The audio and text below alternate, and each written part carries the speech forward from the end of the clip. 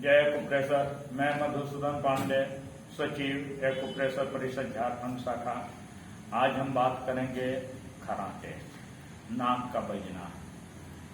इसका बजने के पीछे कारण है पेट में कीड़े होना या श्वसन क्रिया सही से ना होना, नाक की हड्डी बढ़ जाना जिसके कारण नाक से आवाज आती है, सांस लेने में दिक्कत होता है। जब हम सोते हैं तो नाक से खर खर की आवाज सुनाई देती है जो हमारे बाजू में सोने वाले लोगों को परेशान करती है। इससे छुटकारा पाने के लिए एक्यूप्रेशर में बहुत ही आसान तरीका है जिसको हम बता रहे हैं आप लोग को। सर्वप्रथम सिरामिक मैग्नेट नाकों के दोनों साइड यानी north pole right side, left side जो है वो साउथ पोल लगाएं।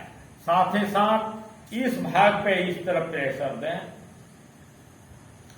इस भाग पे प्रेशर दें और नाक के दोनों साइड इस तरह प्रेशर दें, जिससे हमारा नाक का बजना बंद हो जाएगा, सांस लेने में परेशानी नहीं होगी।